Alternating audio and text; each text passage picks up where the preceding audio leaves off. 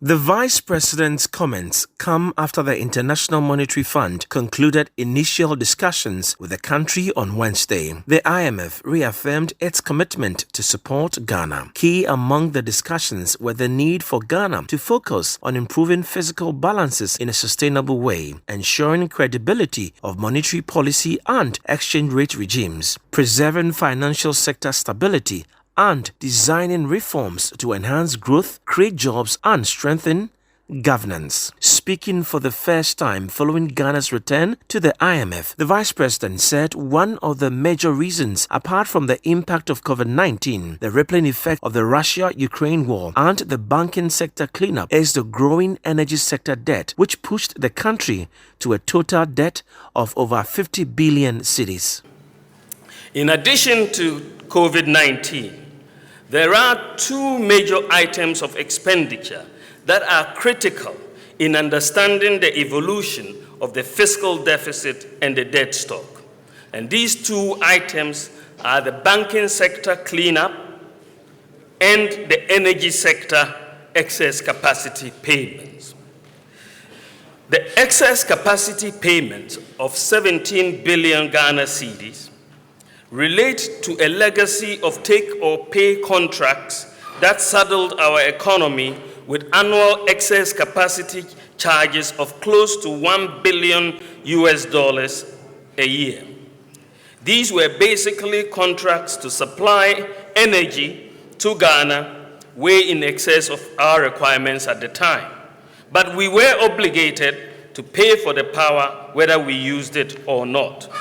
The excess capacity payments of this 17 billion includes a 7 billion cedi payment for gas resulting from the signing of an offtake agreement for a fixed quantity of gas with ENI Sankofa on a take-or-pay basis, which was way in excess of what was needed at the time. Not keeping up with the excess capacity payments would have meant throwing the country back into a new bout of doomsday or power outages. This development, which he blamed on the Mahama government, according to the Vice President, is a major contributor to the country having to go back to the IMF, adding that the Akufo-Addo administration cannot be wholly held responsible. I should again note that Ghana has been hit with a quadruple whammy. The energy sector excess capacity payments, banking sector cleanup, COVID-19, and the Russia-Ukraine war. We have been hit by this quadruple whammy. And I say again that if you take out the fiscal impact of this quadruple whammy, Ghana will not be going to the IMF for support because our fiscal and debt and balance of payments outlook would be sustainable. Of the four factors, COVID-19 and the Russia-Ukraine war were external, and the other two, the banking sector cleanup and the excess capacity payments, were the result of policies of the previous government. What we are dealing with is a global phenomenon.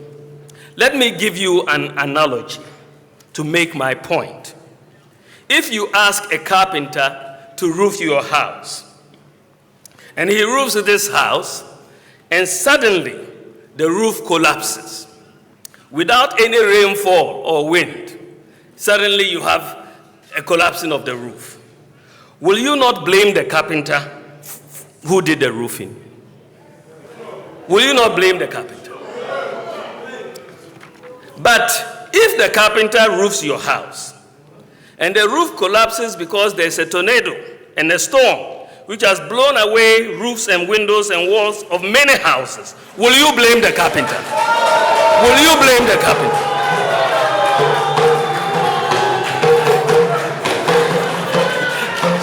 So, let us understand the context. Let us understand the context. In one situation, you will definitely blame the carpenter. In another situation, you will blame the tornado. So, ladies and gentlemen, we are interested in the way forward. The Vice President was also hopeful that the country's economy will bounce back due to homegrown solutions the government is about to implement in the coming months. I am Kojo Achman reporting for City News.